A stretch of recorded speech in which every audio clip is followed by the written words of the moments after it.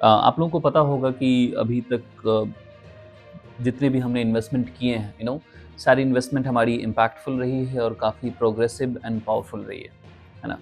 लेकिन देखिए, being an investor, you know हमारा भी एक हक बनता है कि हम भी कुछ चीज़ों की जांच पड़ताल करने के बाद ही किसी भी इन्वेस्टमेंट को आगे बढ़ाएं, ठीक है? जिस तरीके की स्टोरीज़ हमारे स्टार्टअप इकोसिस्टम में चल रही है फ़िलहाल, हमने कुछ मेजर डिसीजंस लिए हैं जो हम आपको बताना चाहेंगे, ठीक है? कुछ कंपनीज़ हैं जिनमें हमने इन्वेस्टमेंट की कमिटमेंट की थी, जो हमने उनको रिजेक्ट कर दिया है फ़िलहाल, है ना? कुछ कारणवश कारण कुछ हैं कि कुछ जो डॉक्यूमेंट्स हैं, या तो they have not submitted the proper documents what we were looking for, you know कुछ और भी रीजंस रहे हैं ड्यू डिलिजेंस के, ठीक है? जिसकी वजह से हमने ये मेजर डिसीजन लिया है ना? मैं कुछ डेटा आपको देना चाहूँगा वैसे फ़िलहाल अभी, है ना? कि देयर आर सर्टेन कंपनीज़, कुछ कंपनीज़ ऐसी भी हैं जिनमें हमने अभी रिसेंटली इन्वेस्टमेंट की कमिटमेंट की थी, बट हमें अनफॉर्चुनेटली हमें बैकआउट करना पड़ा है। डॉक्यूमेंट्स हो, चाहे वो फाउंडर्स की स्टोरीज़ हो, उन सब चीज़ों को लेकर के।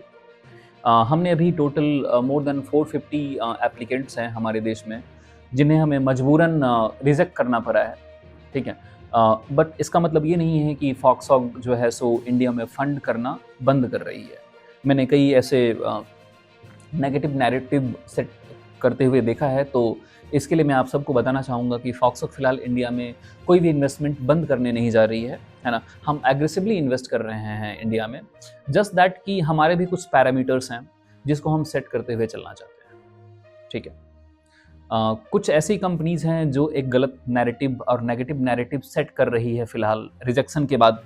हमने उनके ऊपर पुलिस और प्लस लीगल एक्शन दोनों लिया है ना?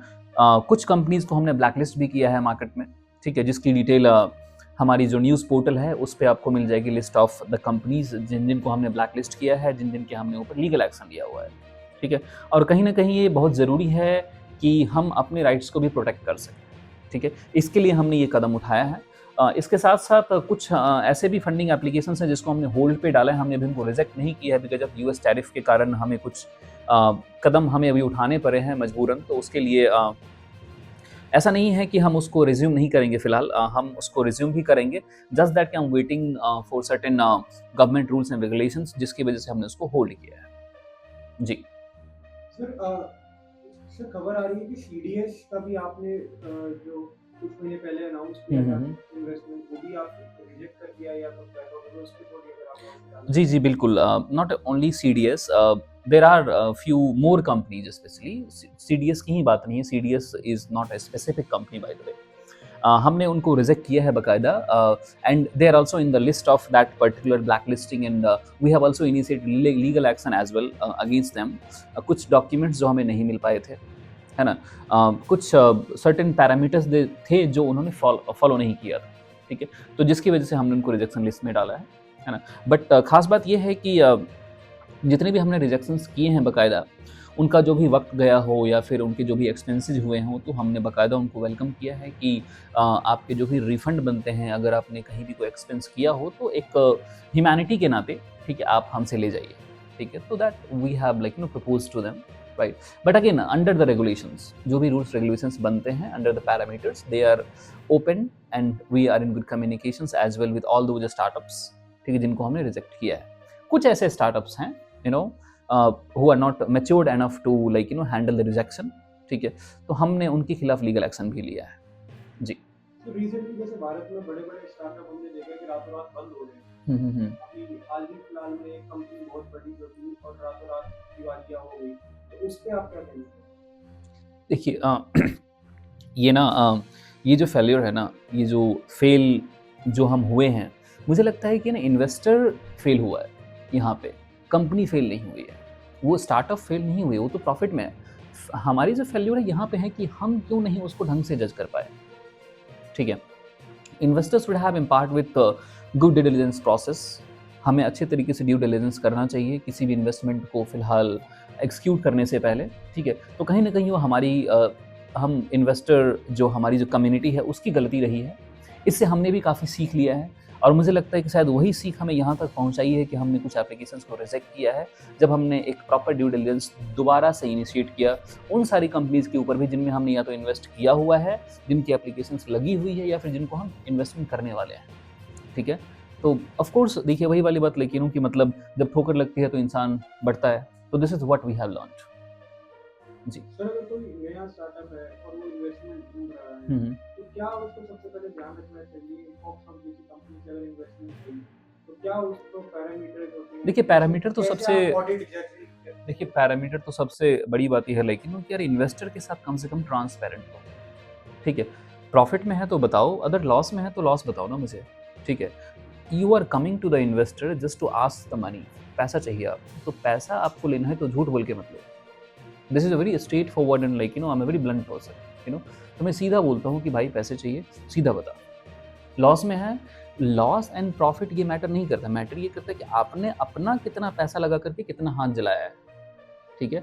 कम से कम एक्सपीरियंस तो पता चले, तो मुझे लगता है transparency can be a better answer to the investors जो हर एक कंपनीज को रखना चाहिए।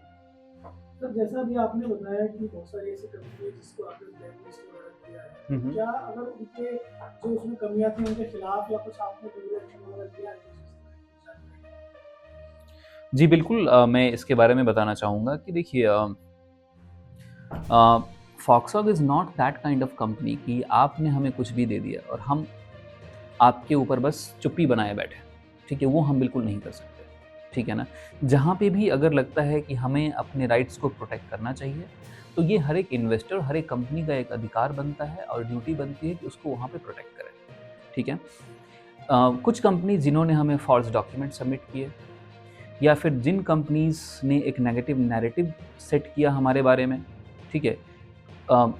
इसके साथ-साथ कुछ फॉल्स एलिगेशंस लगाए बेवजह का, है ना? या फिर किसी चीज़ की अगर उन्होंने कोशिश करी है, राइट? तो उसके लिए डेफ़िनेटली हमने एक लीगल एक्शन लिया है उनके खिलाफ, हमने नोटिसेस किए हैं उनको, पुलिस कंप्लेंट किया है बाकायदा, है ना? End of course I trust the Indian jurisdiction system, right? जहाँ पे हमें एक मतलब एक एग्रीमेंट के हिसाब से जो भी हमारे एग्रीमेंट थे उसके हिसाब से जुडिशरी फैसला लेगी कि आगे क्या करना चाहिए। देखिए US tariff, of course, that has been affecting to other countries as well. Okay, and of course, being a US representative, and we are a US-based investment banker, this is also a responsibility towards these investors कि जो भी investee companies हैं उसको एक comfort zone में रखें, ठीक है? बिकॉज जिस तरीके से एक डर का माहौल बना हुआ है, एक जिस तरीके से इसका बवाल उठ रहा है कि US टैरिफ से बहुत सारे लोगों का नुकसान हो रहा है।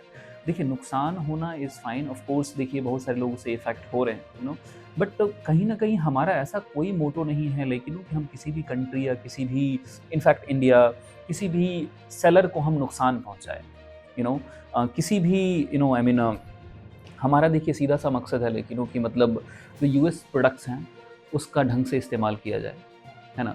और इन हाउस प्रोडक्ट पे हम ज़्यादा बल दें, ठीक है?